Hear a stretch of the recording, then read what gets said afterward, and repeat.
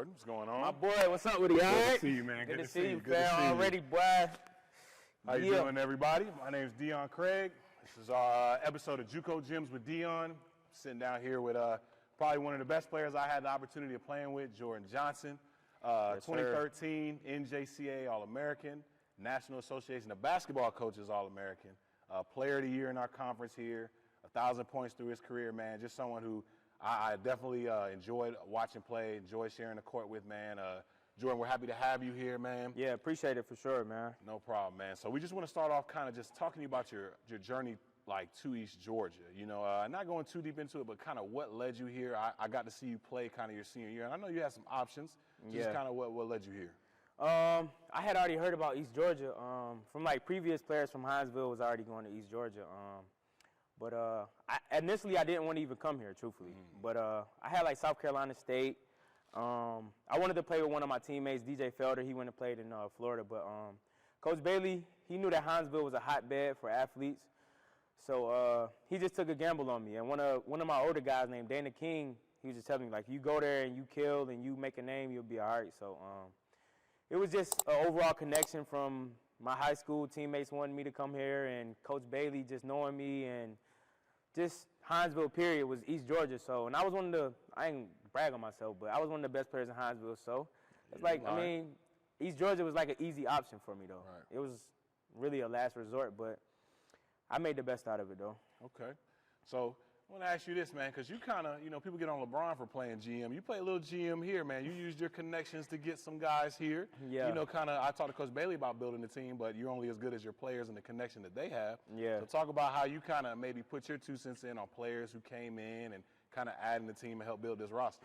The way that it went, though, my freshman year, I played with one player from Hinesville. His name was Lamar Richardson, right? And me and Lamar, we was click tight. We was cool. Shooter. And, yeah, both of me and Lamar was 1 and 2. So I'm like, yeah, me and Lamar, we got a rhythm. So I felt like, bro, if I was able to get a lot of players that I grew up with to play on my team in this region right here, this conference, I feel like it'd be cool. So one of my homeboys named Trey, he played at FAMU, right? And it was just a crazy coincidence the way that everything aligned. Trey played at FAMU, but he got into some crazy trouble there. And they was like, we don't want him no more. We can't use him no more. He's a good player, good guy, but we don't want him on the team no more. So it just so happened that summer was my sophomore summer going into East Georgia.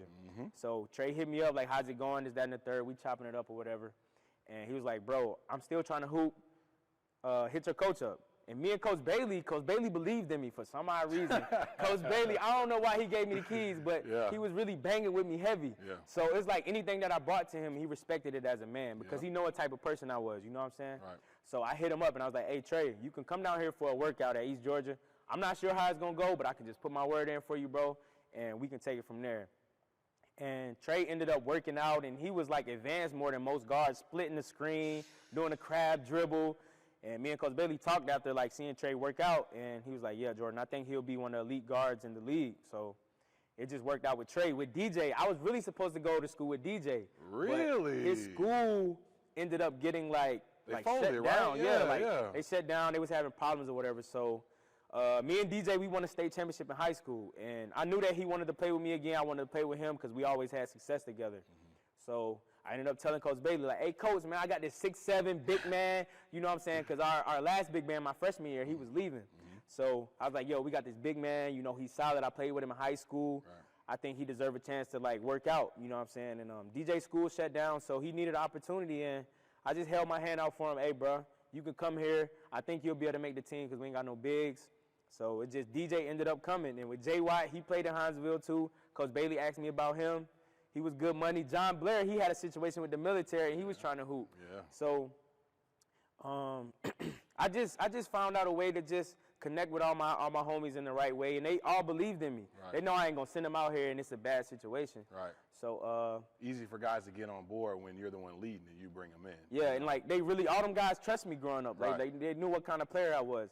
And with John Blair, he had to work out twice though. At first, Coach Bailey was kind of in the air with him, but he ended up working out a second time, and he ended up getting on the team. So thank God Coach Bailey changed his mind about that. I know, right? We needed John Blair. Jesus. At first, Coach Bailey was kind of in the air about it. I mean, but eventually he just gave in and was like, yeah, he could be on the roster. So it was a few of my guys that I grew up with too, though, that didn't even make the team though. Like one of my homies that I grew up with when I was younger, he tried out. He didn't make the team, but the ones that made it though. Yeah. Yeah. So that's how that went with me having Trey, DJ, John Blair, J.Y. Even you went to Bradwell. So sir. having people from the Ville, I felt comfortable with that on my team, bro. Yeah. And you're talking about, just saying Trey and DJ, man. I mean, Defensive Player of the Year, first team, JB. JB was going into his sophomore year, one of the best JUCO players in the country. Yes, bro. And you know what? Get a double-double on any random night. So, some really good players. We're going to zero in back on you. Yeah. And Coach Bailey tells me the story about, hey, Coach, you asked him, hey, what I got to do to get my jersey up here? Yeah. And he told you, hey, you become an All-American. You know, we'll make sure you got a picture on the wall. Yeah. Talk to me about that process because, I don't want to say you weren't an All-American, but it hadn't been proven yet. Yeah. So what did you do to make yourself that type of player? Just take me through the day of your life, kind of how you had to change your mindset. It was really, bro, like my freshman year, I was a point guard, and I was really just playing for the team. But that summer is when Coach Bailey told me about it. Because in my heart, bro, like I really felt like I was the best player in the conference. Like my freshman year, I was kind of like, I was feeling like I was him. But my sophomore year, me and Coach Bailey used to work out. And I used to be like, what I got to do to be an All-American? You got to do this, that, and the third. I'm like, I'm trying to really be that. And that took me like waking up every day, going to work out. I had to start eating right. And next thing you know, like I just locked in on a different level. Like I want to be remembered everywhere I go. Even if it was in high school or even if it was the rec in Hinesville, whatever it was, I wanted to be remembered. And I felt like I could make a stamp here, but nobody really knew how I really felt, only me. I used to tell my mom, like, Mom, this is kind of easy, bro. I feel like I can take the joint over for real. Really? So I really just started to grind. Like, I got off social media, bro. Like, it took me in a place of just focusing on myself and proving it to myself. Like, I want to be remembered and have my jersey up. I want to be a champion, you know what I'm saying? Because that right there really gets you the real respect. When people see you and they like, yeah, he put in the work. He really deserved that. So I told Coach Bailey when we was working out one day, like, they gonna remember me here. Like they gonna know who I am. And I used to just tell him working out, like, I'm gonna be an All-American. He like, you gotta work harder, you gotta dribble the ball faster. Sweating every day, bro. Working out at the class, and I feel like that really paid off. Like, but that was my mindset to be remembered, like when I got here.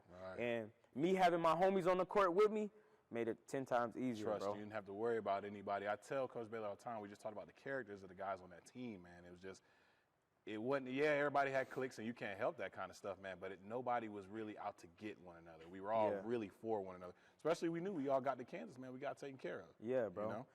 So, all right, so you're going into this season, man. I can remember just to kind of, about the campus life here, you weren't really going to parties and nothing like that. It was tough to get smooth out the house, man. It's like, Jordan, we done won 5 in a row. There's something going on this Saturday. I don't even go out.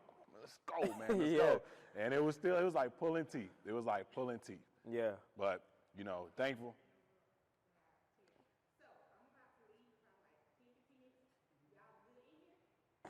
Yeah.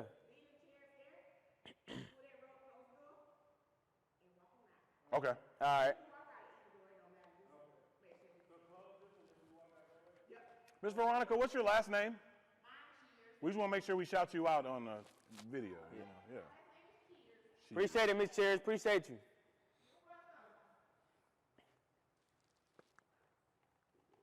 All right. So, we're going into the season, man. We get into the early parts. Everybody's taking their time, And, we start off strong, but still, man, I don't think we were a championship team early. Did you get any indications or any moments that you can think back, even in the early games, to where, or I'll bring up a game. I'll bring up my favorite game of yours, Middle Georgia, at Middle Georgia. And I'm going to set the scene for you. I believe Meek Mill had dropped earlier that week, man. Bro, and I was on that Dreams and Nightmares. Yes, I'm like the whole bus was listening to it, man. So we get off, man, and they're number 15 in the country at the time. This is our first time playing a ranked team. I mean, we had already ran through the JUCO jam. So, we're trying to see. Tell me about that environment. You being in that environment, man. I mean, I remember you telling me, man, they said my mom's name over there in the stands, man. Just talk about that game. Man, Middle Georgia was like, that was when I started to prove myself. Like, I had already went to like a JUCO All-American camp that summer. I knew that I was good enough, and now that I had my homies on board, it was like we was already winning early. We was winning early, so I'm feeling kind of good with how everything going. But Middle Georgia is like another version of East Georgia. They got a rowdy crowd. It's a lot of people in there. They turned up in there. So I'm thinking two rows. People is up there talking trash, saying my mom's name. I'm like, yo, bro, what's going on? Jordan, you overrated. I'm like, yo, all right, bet. But that was the game. And like you said, with the Meek Mill, you know what I'm saying? I'm already feeling my vibe. I'm turned. I'm in there listening, like my back against the wall. I got to prove myself to everybody. So we playing against Middle Georgia. The crowd is rowdy. And I got into that mode. I got into that zone. Like, I worked too hard. I done did everything. I did everything the right way. Ain't nothing stopping me right now, bro. Right. Nothing stopping me. And like I said, me having my homies on my board, it made it so easy. And we was just talking with Trey playing defense on the best defender and Larry playing defense on another good offensive player. So I was really just, I'm free. Yeah. I can play how I want to play. And me just hitting threes and going out the momentum, and I was really built for that. And us beating that ranked team, that made me kind of look in the mirror like, we is really one of the ones. Like, we really that team. Yeah. So going into that environment, bro, it was real tough. I mean, that's what I wanted, though. Yeah. I lived for that.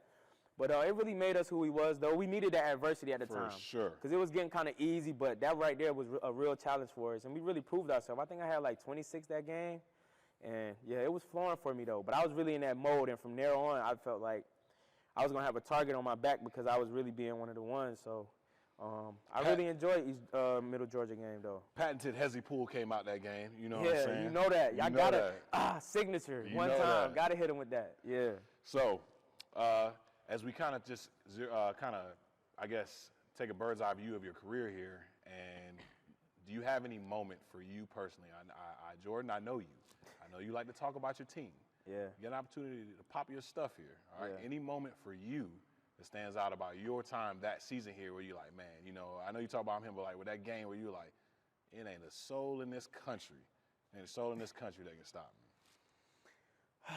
The moment, even outside of the accolades, I would say when we played Chattahoochee Tech here, and leading up to that, I had first time or the championship? The first time we played them here, because they was ranked number 20.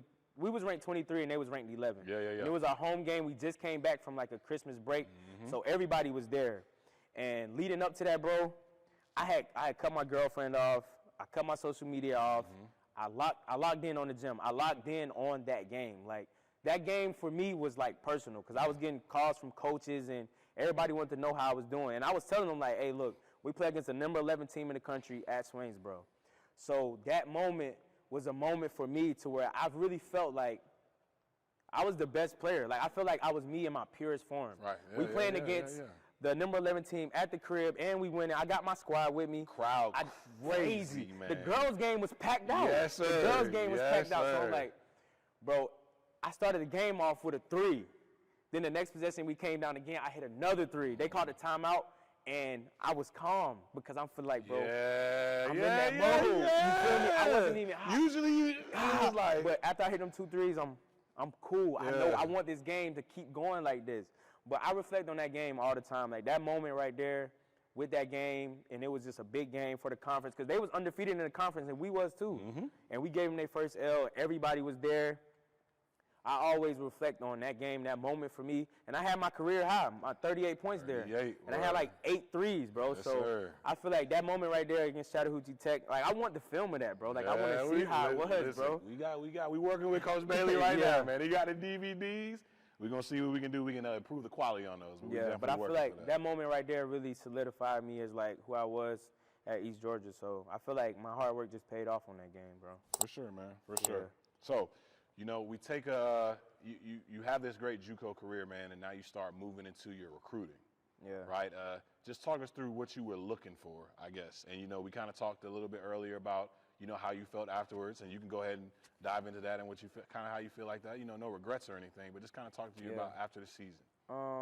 Like, after the season, the recruiting process was crazy to me. Yeah. Like, a lot of people wouldn't like a lot of college coaches calling their phone, but me, I came from nothing. Like, I came from a private school. Coming out of high school, a lot of coaches wasn't calling me. So I felt like my hard work and me I used to wake up, look at my phone, 18 unread messages, bro. Coaches from Georgia Southern, University of Albany, or in New York. So many schools, Jacksonville, Savannah State, North Florida, Tennessee Tech, Tennessee State. I'm looking at my phone like, yo, it's getting crazy, but that's what I wanted to hear, Coach. Like, yeah, Jordan, we see that you're shooting 50% from 3. Like, my recruiting process was, like, insane. Like, getting letters and all that. I'm like, I'm finally getting this, bro. Because when you young, bro, your goal is to go Division I. Like, Division I was just the phrase, bro. Like, if you go Division I, you feel like you was a hooper. Even though there's hoopers on Division III, Division II, NAIA, but Division I, you want to be on TV. Every hooper has that. You got that in you. It's like you know where the best players are. You know where the stage is. Everybody wants a piece of that stage. Exactly. Man, for sure. And my recruiting process, bro, like getting so many letters and phone calls, and I went on a visit to Tennessee State. I had a hotel. They gave me like a whole view of downtown Nashville and like all that. Like it was really crazy. And after a while, all those schools was like mid-majors, but around like April, like after we came from Kansas, I was getting calls from like Oklahoma State, Texas A&M, Alabama. Did Ole Miss come in here and watch us work out? Bro, that's the crazy thing. Like, bro, I really had Ole Miss in the gym. I'm really working out in front of the dude. You know what I'm saying? Like Ole Miss SEC school. So at the time, I really always thought that I was gonna go high major. I was really waiting. Even with the University of Tennessee, they was recruiting me. Yeah. So that recruiting process was insane. Having so many people hitting you up, so many schools, and it was just crazy. And it was one dude, and I always say his name. His name was Ferg. He was the dude that was recruiting me. He showed me a lot of love. I just thought he was somebody that was really 10 toes. He was different, and I just believed everything he said in the recruiting process. So I just went ahead and signed to Tennessee Tech. I mean, I don't regret it at all. It was a lot of learning curves, like I said, though. But the recruiting process was crazy. I feel like a lot of schools was hitting me up, and I always wanted that, though. Right. Yeah, so I can't complain.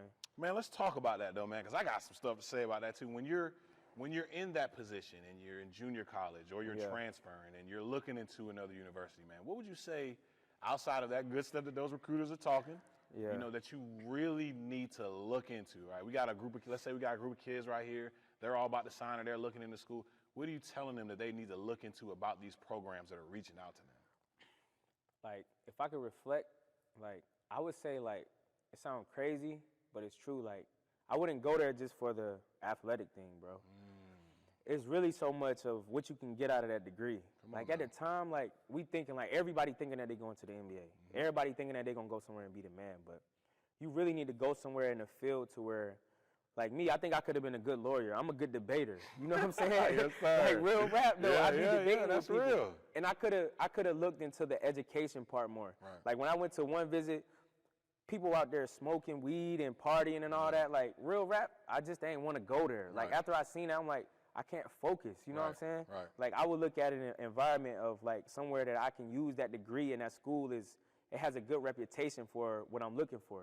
You know what I'm saying? Outside of basketball. And I can use Trey as an example. Trey always been smart, so he went to a school that really helped him out in his life, you know what I'm saying? Right. So I look at that like, I wouldn't always look at it from the athletic standpoint or stuff like that or having fun. I would really look at it for, like, academically and what can I be, a doctor, a lawyer, and you know what I'm saying? Even outside of basketball. But at the time, you got people, oh, you going to go to the NBA. Everybody in your city want to see you score points and get minutes and all that. Like, that's probably what I would look at the most, just really somewhere that I can be and really further my life, not just my basketball career, but in my life, something that I can really dive in, though, Right. I'm going to jump on the back of that and say you need to figure out what that coach's system is too, man. Like, a lot of people are just, again, these recruiters are paid to talk that good stuff to you, man. You better know what that coach is running, how you fit into that system. You know, ain't nobody got time, you be getting minutes or nothing like that, but just how you fit matters. Yeah, and I'm going to double back on that. Even with that, at Tennessee Tech, I couldn't be who I was at East Georgia. Like, people was looking at me like, bro, you only scoring 5-6 points. Bro, at East Georgia, I was free. I was able to come to Hezzy Pool, and I could do whatever. I got people finding me, but at Tennessee Tech, bro, it's kind of big man oriented. Like, as soon as I catch the ball, my coach ready for me to throw it in the post. I'm like, hey, bro, that's not me. That's really not me. I look at the rim first, and then I see him bro, down there. let me play my game. But like you said, bro, being in the system to where, like, it's different for you. It wasn't keyed on me. Even though East Georgia wasn't keyed on me, I was one of the key points on offense. You were featured. Yeah, like, you feel what I'm saying? I was one of the options on offense. Right. At Tennessee Tech, it's like, okay, if somebody drive and kick and it's just 5 seconds left on the clock, be ready to catch and shoot. Right. I'm kind of really uncomfortable with that. I love to do that. That's cool. Yeah. But, like, you gotta. I want to be able to feel like I'm in the game. Right. You know what I'm saying? I'm not no Cal Corver, bro. Right. That's not me. I mean, that's more of like you a catch and shoot snipe. You get what I'm saying? But like you said with the fitting, it's like that really, you gotta observe that. I wish I was at a school where I could have the ball in my hands more and the coaches trusted me. But at Tennessee Tech, I was more of just stay on the wing, and if the big man throw it back out to you, be ready to shoot. Then you got a 6'5" closing out on you. I'm like, bro, that really ain't fit me. And I used to call my mom like, bro, I should have left, bro. I should have left after my first year. I should have just left. I would have went to a D2, Columbus State or somewhere, bro, if I would have been having the mindset that I got now. But, yeah, as a young kid looking into a school, you should definitely look at something that really fits you as a player. You know what I'm saying? So, yeah, that's what I got from it. Got you. All right, man. So we're here. It's I think the date is like March 8th, March 10th or whatever. Chat Tech is coming back. The second time they beat us up there. Yeah, I and remember now that. we got them back home for the championship game. Yeah. Just kind of talk to me about that championship game. You know, I remember DJ went crazy at the beginning of that game. They couldn't stop him, man. But just kind of talk to me about your mindset going into that game. The atmosphere was crazy. Yeah, it was, bro. And what's crazy is the way that the season started off, we was ranked number 6 in the region. Like, they was just underplaying us. So for us to get to that championship, I remember the first round of the playoffs, me and Trey was just talking about it on the way here. Like, the first round, the first game, at halftime, we was only up by 2, bro. And I went into the halftime like, bro, this game shouldn't be close right now. This is only the first round, bro. We playing against, like, the 5th or 6th seed. Like, what's going on? We got to bring it, bro. But I ended up scoring like 35 that game. I had a big game. But then the next 2 games, I kind of struggled, though.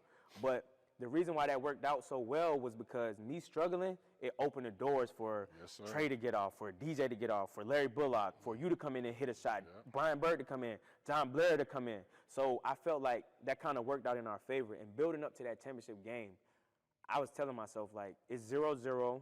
Nothing else matters no more. But I believe that we believed in our work. We trust who we was as a team. And our ego, nobody had an ego or none of that. And I actually had a meeting in my room one time. I had a meeting in my room. I remember. I forgot about that. That's how bad I wanted it, bro. Whoa, I forgot. I have a good memory, man. Go ahead, jump into that. Yes, you did. I was in the room with my girl telling her, like, bro, everything is on the line now. And I'm like, I gotta talk to my teammates before that. Sir. I send a text out, hey, y'all boys, everybody come to my room, Didn't take us long to get down at there. all, bro. Everybody. If it ain't about 2K, you not sending text messages At all. like If y'all ain't man. coming to the room to play 2K and chill, I'm not doing that in there. at all, bro. But I ended up telling everybody, like, bro, nothing else matters. Give everything you got. Don't let our attitude get in the way. We're not talking back to the refs, bro. We got to face adversity. If it gets hard for us, bro, we got to face that, bro. We done been through everything. It's all or nothing now. Everything we did before, it don't really matter, bro. So leading up to that championship game, like you said, DJ a gunner. DJ gonna try to get a bucket. Yes, he is. And it worked out for DJ. I think Trey was just talking about it, like DJ had like 15 at halftime. I think he had our first like 12. Going like that. ham, They had bro. That little KD looking dude. The DJ ate him Yeah, up in the going post, to work, man. bro. And that's what I loved about having the right people around me, bro. man. Like, if the load was too heavy for me, or if everybody watching me and keying in on me, I could have somebody else to really step up and play free. They doing what they do. And it just so happened to work out that DJ was hooping. Trey had 23. I didn't even score in the first half. I remember. I didn't score. I didn't, like, me not scoring, but I could have easily been mad and went out there and forced shots and shit.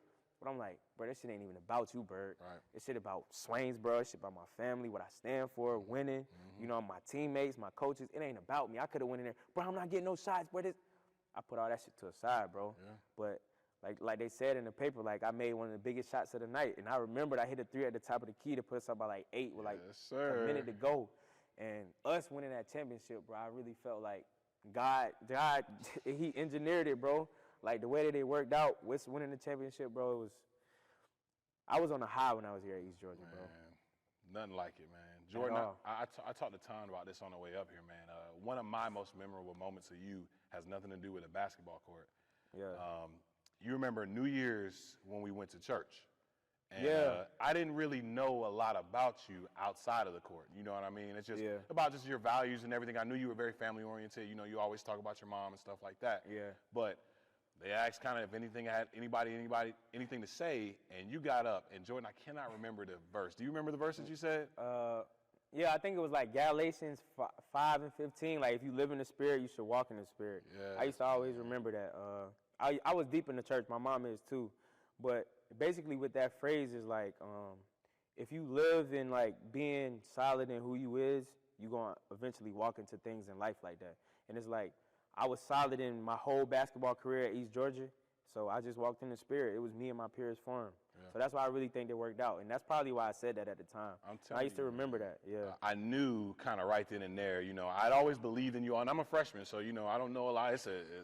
I ain't going to lie and tell you, like, the ball, speed was a little bit getting to me. Yeah. But I knew kind of at that point, okay, we got the right person leading us. Yeah. You know what I mean? Like, it's a difference when somebody is so into this that, you know, they kind of forget who's leading their lives. But to kind of see, like, who was at the head of your life, man, it was like, okay, we got the right person in charge here. You know, the right person has the ball because, you, like you said, we knew it wasn't going to come from you being selfish or anything like that. Yeah. Hell, we had to tell you sometimes, Jordan, hey, man, you can take a few more shots. Yeah. He was like, bro, I'm not shooting us. You know, I'm not shooting us out this game. Exactly. You know? Yeah. So we win the chip. Taking the trip up to Kansas, man. We stop at Murray State, man. We get stuck on the side of the road and all that good stuff, man. Yeah, I remember that. We get to Kansas, and Yeah.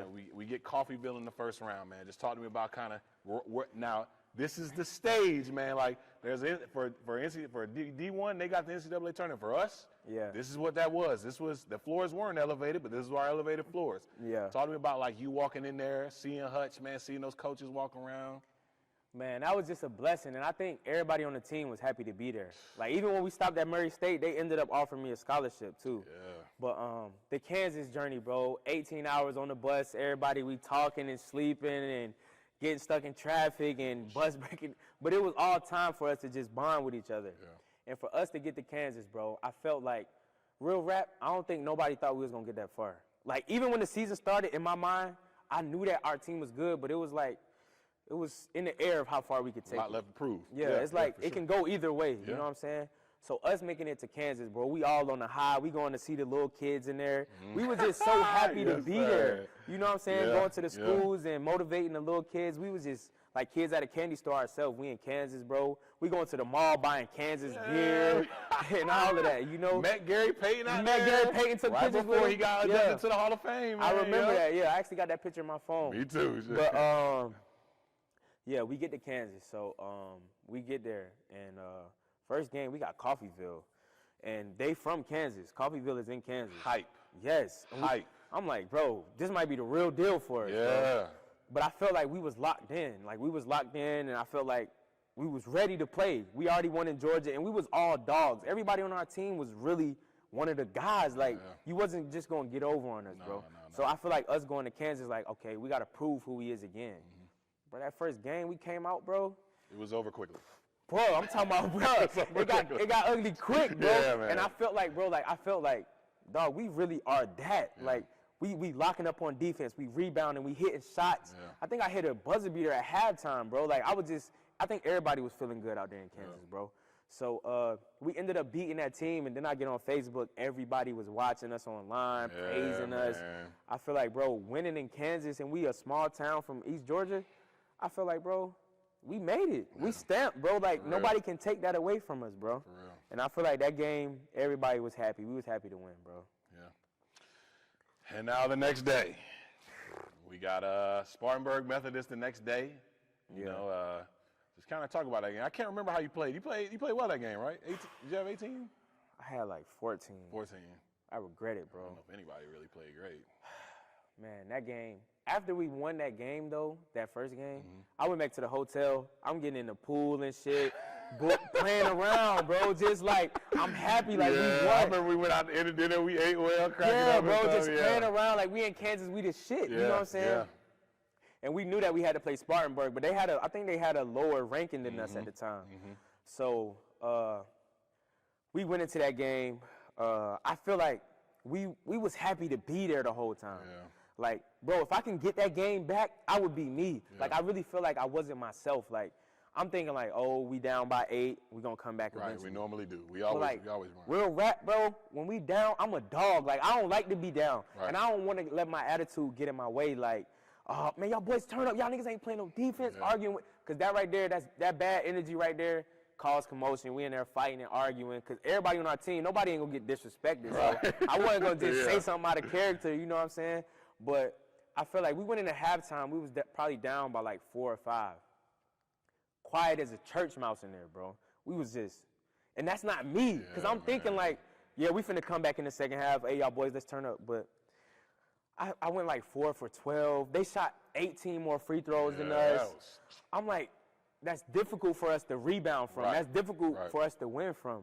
But I feel like that game, I wasn't me. Like, I'm really a dog when it's time to be a dog. Right. Like, I'm not no, passive type person. I'm really aggressive when it's time to win. Right.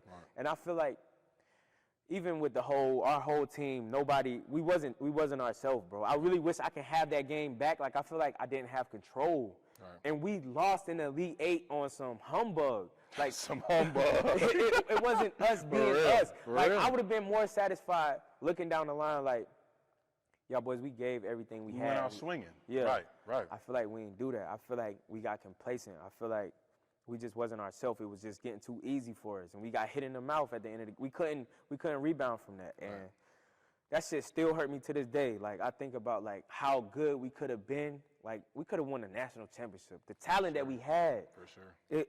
It hurts me because we wasn't us. Yeah. Like, nobody stepped up, and even myself, I didn't step up to the plate and lead how I should have led. I wasn't really aggressive with my personality as I should have been, motivating people and handling adversity the right way. And that shit really got the best of us, though. But that right there hurt it, though. Yeah. Elite Eight, it's good for the resume, but. Because man, you know. I think I told Coach Bailey, I think we would have seen Northwest in that next round.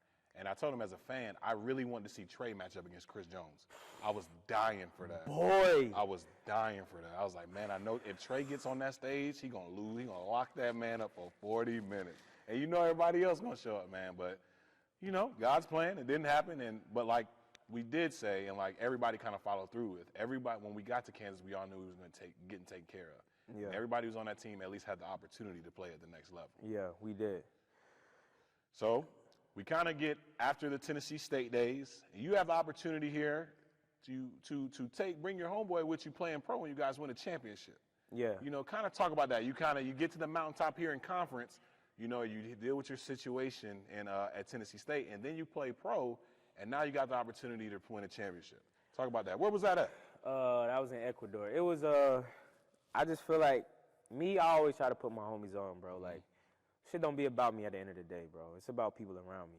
So I played pro, and same thing happened. We needed a big man. The coach really believed in me, dog, and we was losing. But I felt like, bro, I know that I'm good, but I need a little bit more help. Right. I need somebody that can really lighten the load for me, somebody that really know me, make it easier for me. You in a country where nobody speaks the same language as you. So I ended up hitting up my dog DJ like, hey, bro, I got a proposition for you. Look, bro, I'm out here. It's love out here. They treat me like a god, bro, but we losing on the court. I don't really care about how they treat me. Right. If I got to go back to my room for the next 3 or 4 days and I'm mad because I scored 25 and I gave everything we had and I lost. And we losing. Yep. That don't cut it with me, bro. So long story is DJ was at the crib chilling. He was working out. He was active. Like, yo, I got a big that I just went with in college. So the coach, it's Google Translate over there. You got to really, I can't say this shit in Spanish, bro. I can't, but eventually I got my point across. Like, I have a friend that can play with me, and I think we'll be able to have success here. So it ended up, 2 days later, DJ called me, hey, bro, I'm finna be out there 2 days from now. I'm finna get on my flight, go to Miami, and I'm out there. So DJ got out there, and me and DJ always had chemistry. Back in high school, we won state championship. Right there, man. So, yes, sir.